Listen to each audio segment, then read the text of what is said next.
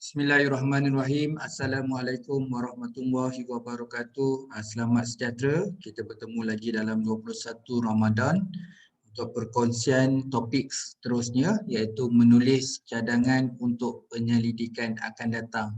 Jadi ini adalah bahagian yang terakhir dalam sebuah penulisan tesis ataupun disertasi ataupun geran penyelidikan. Di bab kesimpulan ada bahagian yang kita dah cover berkaitan dengan sumbangan. Jadi hari ini kita sambung dengan memberi cadangan. Bagaimana menulis cadangan untuk penyelidikan yang akan datang. Maksudnya macam mana penyelidik yang baru yang akan datang ni akan mengambil daripada finding kajian kita untuk kajian lanjutan ataupun kajian perkembangan, malah untuk mendapatkan idea, mendapatkan aplikasi daripada sebuah penyelidikan iaitu penyelidikan kita untuk dikaji seterusnya. Okay. Jadi di sini ada sedikit perkongsian. Secara total ada 16 perkara yang kita boleh laksanakan dalam menulis cadangan dalam penyelidikan. Ambil dua keadaan, iaitu keadaan adapt. Adapt adalah sama ada kita ubah suai, kita extend daripada hasil daripada penyelidikan ini. Jadi ada sebanyak 13 dan lagi 3 adalah adopt. Adopt adalah replikasi, sejauh mana kita boleh ambil saja apa yang ada dalam penyelidikan, hasil penyelidikan ini untuk kajian seterusnya. Okay. Jadi ada 13 adapt dan 3 adopt. Okay, yang pertama adalah teori dan konsep. Okay, kalau lihat kepada nombor 1 dan nombor 13, Pakcik akan menjelaskan bahawa dia punya konteks adalah tambah. Contoh nombor 1 teori dan konsep, jadi melibatkan semua aspek teori. Kalau konsep boleh jadi model, boleh jadi penanda aras, boleh jadi blueprint, boleh jadi amalan, boleh jadi prinsip, boleh jadi apa lagi, fundamental. Jadi teori dan juga konsep ini yang digunakan dalam sebuah penyelidikan, seterusnya kita boleh cadangkan untuk kajian akan datang, boleh tambah. Okey, boleh tambah lagi teori ataupun konsep, boleh tukar, replace untuk konteks yang lebih sesuai bagi tujuan keperluan, perubahan atau perkembangan perspektif ataupun isu-isu kritikal dan permasalahan penyelidikan. Jadi penyelidik akan datang boleh mengkaji topik yang sama dengan menukar ataupun menambah teori dan konsep bagi tujuan keperluan, perubahan dan perkembangan dari sudut perspektif, isu-isu kritikal dan juga permasalahan penyelidikan. Jadi nombor 1 hingga nombor 13 itu justifikasi dia. Okey, tadi nombor 1 teori dan konsep. Teori dan konsep. Nombor 2 adalah pemboleh ubah atau nama lain selain daripada pemboleh ubah, boleh jadi faktor, boleh jadi elemen, boleh jadi konstruk, boleh jadi dimension dan sebagainya. Jadi beberapa pemboleh ubah atau faktor dan elemen ini kita boleh tambah. Jadi kalau penyelidikan kita pakai 5, untuk kajian akan datang dia boleh tambah 6. Dia boleh tambah lagi 7 ataupun tukar. Dan kita pakai 5, dia pun pakai 5 tapi dia tukar 1. Yang nombor 5 tu tekan yang lain. Jadi sama juga macam teori dan konsep, pemboleh ubah dan faktor ni kita boleh tambah, kita boleh tukar bagi tujuan keperluan dan perubahan atau perkembangan perspektif. Perspektif kan luaskan perspektif yang luas, isu kritikal dan juga permasalahan penyelidikan. Nombor 3, dalam penyelidikan kita ni kita dah sediakan kerangka konseptual dan kerangka kajian.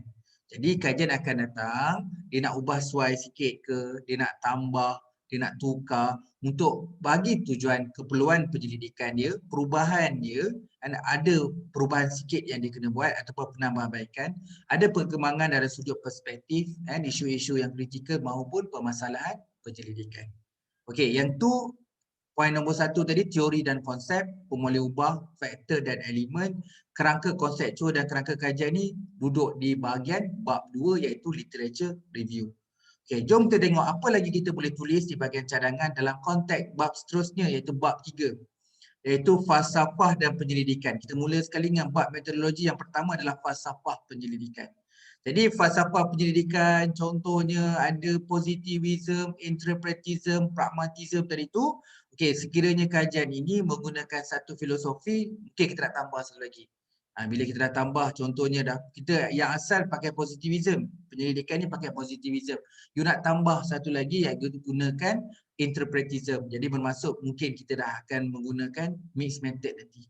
Jadi falsafah penyelidikan pun sama, boleh kita tukar, boleh kita tambah lagi satu bagi tujuan keperluan dan perubahan dan perkembangan dalam penyelidikan dari sudut perspektif yang berbeza, isu kritikal dan juga permasalahan penyelidikan. Okey, seterusnya yang kelima secara keseluruhan masih lagi dalam metodologi iaitu selepas falsafah adalah pendekatan.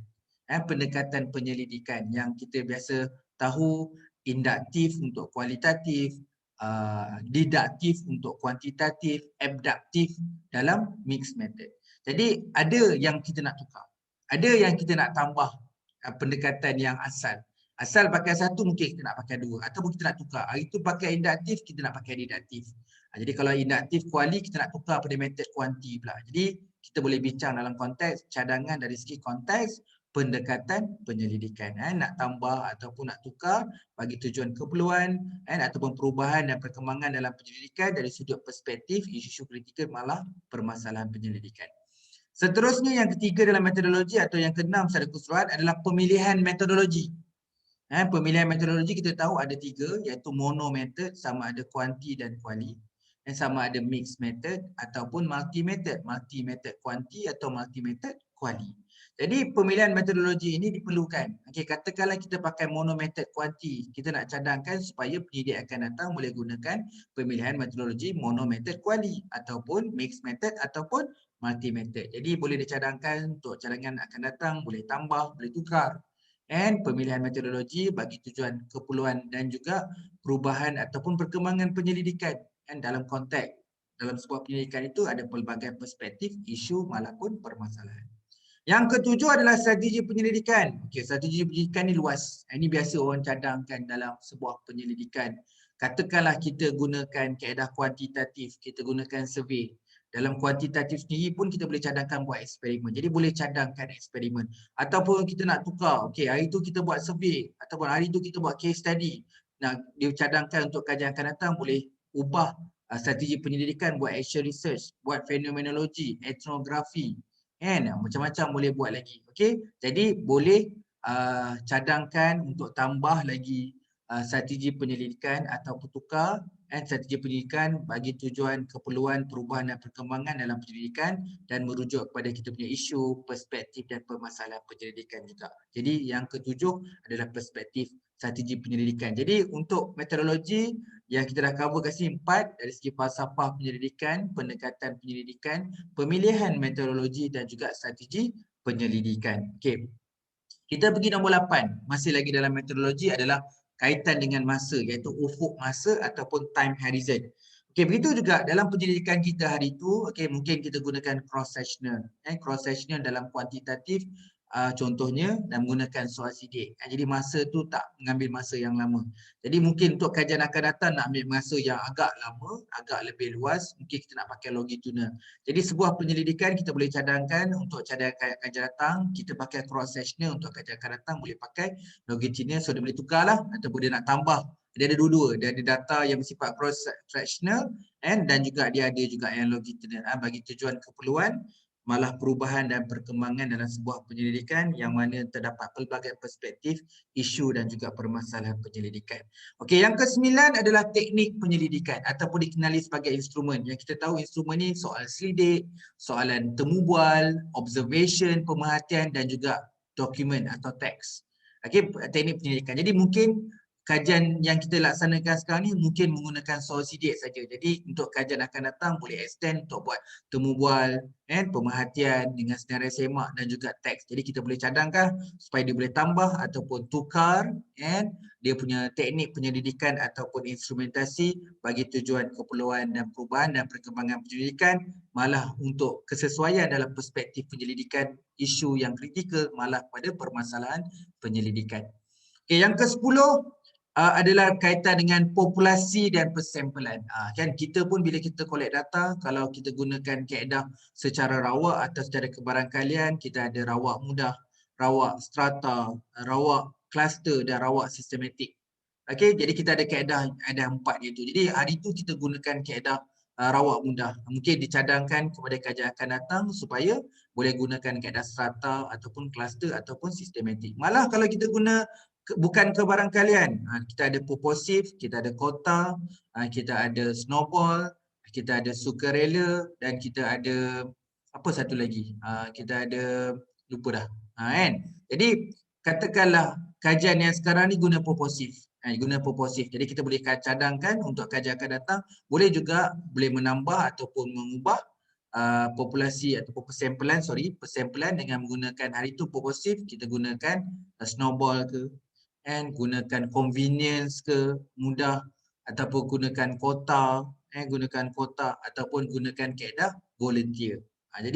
Jadi konteks populasi dan persampalan juga boleh dicadangkan untuk penyelidikan akan datang untuk di extend, bagi dia boleh tambah, boleh dia tukar kan, bagi tujuan penyelidikan dalam konteks keperluan perubahan dan perkembangan, bagi merujuk setiap perspektif, isu dan juga permasalahan penyelidikan. Seterusnya yang ke-11, unit analisis, iaitu responden atau partisipan. Okey, kita punya research, kita mungkin menggunakan satu responden, mungkin gunakan pekerja bawahan. Pekerja bawahan. Jadi kita boleh cadangkan untuk kajian akan datang menggunakan pekerja pertengahan, supervisor, eksekutif dan sebagainya, ataupun different participants. Jadi untuk unit analisis pun kita boleh tukar atau tambah responden ataupun partisipan untuk bagi tujuan dan keperluan perubahan dan perkembangan dalam penyelidikan, and dalam sudut penyelidikan banyak perspektif, and juga isu-isu yang kritikal malah permasalahan penyelidikan. Okey, yang ke-12 adalah kesahan dan kepercayaan. Ini adalah aspek yang terakhir dalam metodologi, iaitu kesahan dan juga kepercayaan. Jadi kita tahu kesahan ada macam-macam, ada rigorous. Begitu juga dengan kepercayaan. Jadi macam-macam sekarang perbincangan teknik-teknik dalam kesahan dan kepercayaan. Jadi mungkin hari itu kita gunakan kesahan itu lebih pada kesahan bersemuka. Okey, kita tidak buat kesahan yang dalam konteks statistik. Contoh macam EFA itu kita tak buat. Jadi kita boleh cadangkan untuk kajian akan datang, boleh menambah dengan melaksanakan statistik punya kesahan dengan menggunakan ujian exploratory factor analysis. Jadi boleh tambah ataupun tukar, tengok kesesuaian dalam penyelidikan bagi tujuan keperluan, perubahan dan perkembangan, bagi memenuhi aspek perspektif, isu dan juga permasalahan. Jadi kesahan, kepercayaan juga kita boleh cadangkan untuk kajian akan datang supaya menukar, tukar ataupun tambah. Okey. Yang ke-13, kita boleh juga cadangkan dari sudut konteks analisis. So 13 ni analisis lah. So analisis ada macam-macam teknik, macam-macam perisian yang kita guna ataupun kita gunakan pelbagai formula ataupun integrasi kita panggil. Pelbagai teknik dalam analisis tu, gabungan manual dengan perisian, hanya gunakan perisian, jadi pelbagai teknik. Jadi sama juga bila kita gunakan satu jenis perisian, mungkin dicadangkan untuk kajian akan datang, boleh gunakan perisian akan datang. Contohnya sekarang ni kita gunakan PLSM, untuk kajian akan datang boleh menggunakan software AMOS pula untuk menganalisis data kita tu. Jadi boleh tambah dan boleh tukar bagi tujuan penyelidikan atas dasar keperluan, perubahan dan perkembangan, untuk kita menjawab dari sudut perspektif dari sudut isu dan juga permasalahan penyelidikan yang berbeza.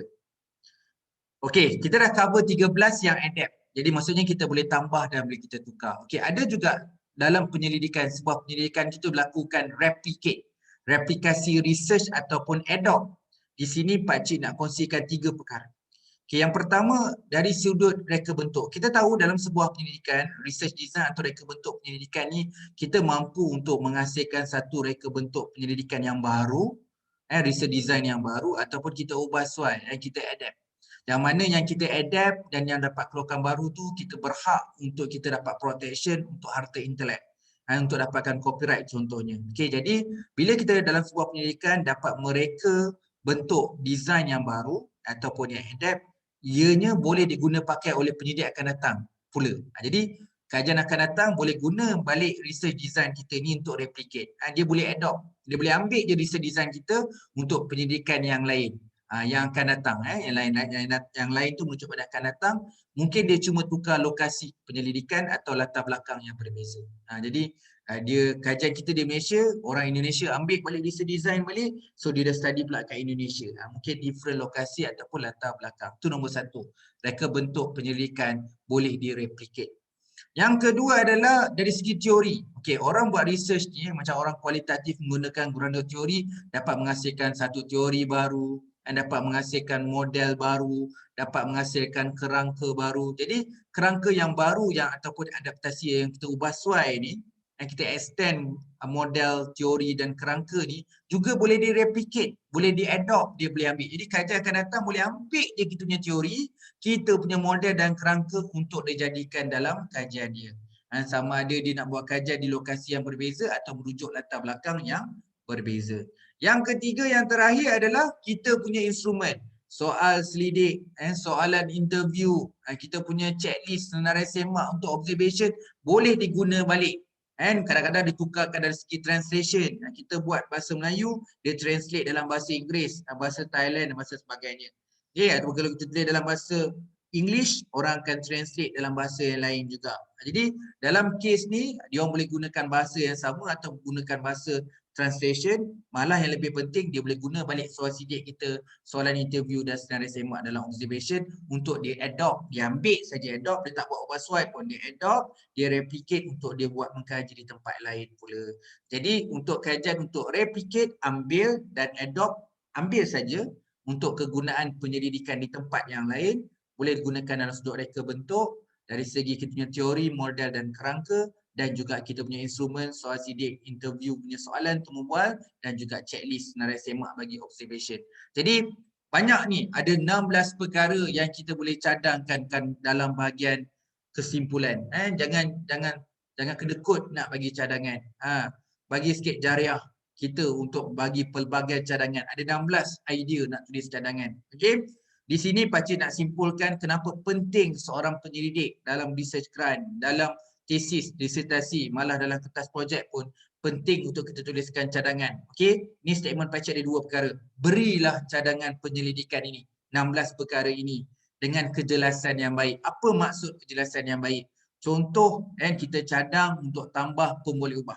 Kita bercadangkan untuk net researcher supaya tambah pemboleh ubah. Jadi bagi tahu nama pemboleh ubah tu. Jangan tak beritahu tambah pemboleh ubah. Kita full stop. Tak boleh. Cadangkan tambah pemboleh ubah. Apa nama pemboleh ubah tu? Dekat mana kita cadangkan pemboleh ubah tu? Maksudnya macam mana dapat sumber nak tambah pemboleh ubah tu? Daripada sumber citation mana? Jadi kena sertakan juga citation. Dan beri justifikasi kenapa kita cadangkan kajian akan datang supaya tambah pemboleh ubah ni. Ingat. Bila cadang pemboleh ubah, sebut nama pemboleh ubah tu. Dari mana sumber tambahan pemboleh ubah ni. Kenapa kita nak cadangkan kajian akan datang supaya tambah pemboleh ubah ni. Beri justifikasi. Jangan sekali-sekali kita bagi cadangan macam melepaskan batuk di tangga. Berilah cadangan yang baik, yang jelas. Sebut nama pemboleh ubah tu. Di mana sumber pemboleh ubah tu diperolehi. Kenapa kita cadangkan pemboleh ubah itu ditambah dalam kita punya next penyelidikan. Okey, yang kedua. Berilah cadangan penyelidikan yang 16 ni sebanyak mungkin. Sebanyak mungkin. Cadangan penyelidikan ini kita memberi pengisian research gap. Dengan beri banyak cadangan ni sebenarnya kita bantu untuk rakan-rakan next researcher buat problem statement, mengukuhkan kelompokan kajian dia, research gap dia. Jadi kita membantu untuk researcher-researcher akan datang. Dengan banyak beri cadangan ini, kita pemurah dengan bantu untuk penyelidikan akan lain untuk sambung research, continuity research. Okey, bila tesis dan artikel ni katakanlah terbit dan dirujuk dan dibaca oleh ramai orang, maka akan meningkatkan juga jumlah citation dan juga H-index. Yalah, bila kita banyak bagi cadangan, orang akan ambil cadangan kita dan akan buat cite. Bila dia akan cite, akan increasekan kita punya citation dan H-index. Jadi tak ada kerugian, malah kita dapat banyak manfaat. Kita kena bersyukur dengan apa yang kita dapat, berkongsilah cadangan kita kepada pendidik akan lain supaya dia dapat manfaat bersama. Orang lain boleh berkembangkan bidang ilmu ini. Okey, ramai follower yang akan, kita pun happy bahawa ramai orang akan mengkaji benda yang sama di serata dunia tanpa ada sepadan. Okey, secara global orang refer kita punya research dan dia extend dan kembang-kembang. Tak kisahlah dia adopt, replikasi ataupun dia adapt yang 13 tadi. Okey, semoga sedikit cadangan 16 ini dan 2 panduan ini, kenapa kita harus menulis cadangan dalam pendidikan ni menjadi peningkatan dalam kefahaman kita dalam menulis sebuah tesis dalam bahagian kesimpulan, iaitu ada juga cadangan untuk akan datang. Kadang-kadang ramai juga penyelidik yang missing bahagian ni, tak tulis langsung kan. Tadi yang tulis sikit. Jadi fully utilize bahagian ni kerana banyak manfaat yang akan dapat diperoleh. Okey, itu saja perkongsian Pakcik untuk hari ini. Semoga mendapat manfaat and kurang silap and semuanya datang pada Pakcik. Okey, terima kasih lagi sekali dengan masa dan komitmen. Okey, kita jumpa untuk sesi yang seterusnya untuk perkongsian di bulan Ramadan. Okey, terima kasih. Assalamualaikum dan selamat sejahtera.